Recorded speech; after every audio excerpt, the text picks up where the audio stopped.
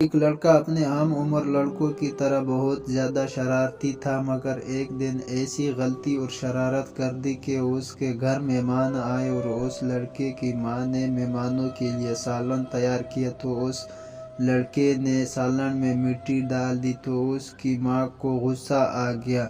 غصے سے بھری ماں نے لڑکے کو کہا، غصے سے بھڑ جانے والی ماں الفاظ پر غور کرے۔ لڑکے کی ماں نے کہا، چل بھاگ ادھر سے اور جا، اللہ تجھے کعبہ کا امام بنائے۔ یہ بات بتاتے ہوئے شیخ صاحب پھوٹ پھوٹ کر رونے لگے۔ ذرا ڈھارس بندھی تو رندی ہی ہوئی آواز میں بولنے، اے امت اسلام، جانتے ہو وہ شرارتی لڑکا کون تھا؟ دیکھو وہ شرارتی لڑکا، میں کھڑا ہوں تمہارے سامنے، امام کعبہ عبدالرحمن السدیس۔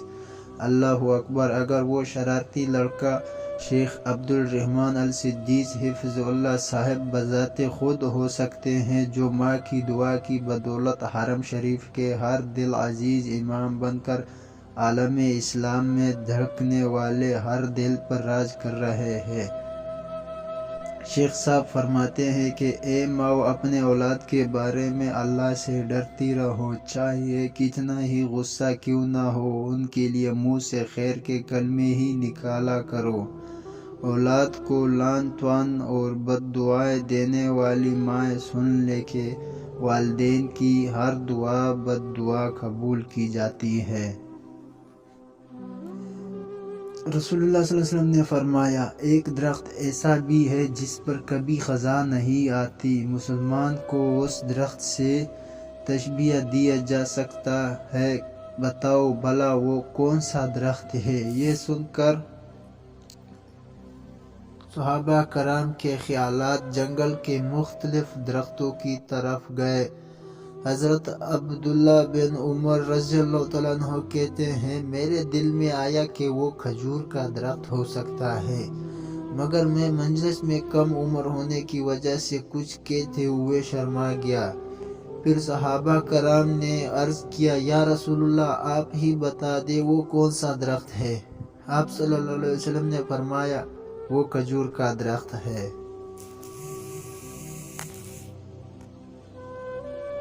کوا ڈرا ہوا ہی کیوں رہتا ہے؟ طوفان نوح گزر جانے کے بعد جب حضرت نوح علیہ السلام کی کشتی جودی پہاڑ پر پہنچ کر ٹھہر گئی تو حضرت نوح علیہ السلام نے روئے زمین کی خبر لانے کے لیے کوے کو بھیجا تو وہ ایک مردار دیکھ کر اس پر گر پڑا اور واپس نہیں آیا، تو آپ نے اس پر لعنت فرما دی اور اس کے لیے بد دعا فرمائی کہ وہ ہمیشہ خوف میں مبتلا رہے۔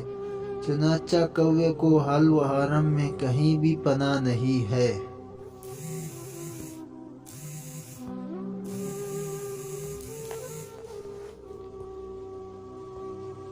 حضرت یونس علیہ السلام اللہ تعالیٰ کے ایک برگزیدہ نبی گزرے ہیں۔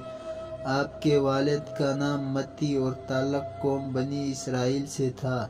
عراق کے مشہور شہر نینوا میں رہتے تھے۔ اللہ تعالیٰ نے 68 برس کی عمر میں آپ کو نبوت عطا فرمائی۔ ایک عرصے تک اہل نینوا کو تبلیغ فرماتے رہے، مگر ان لوگوں نے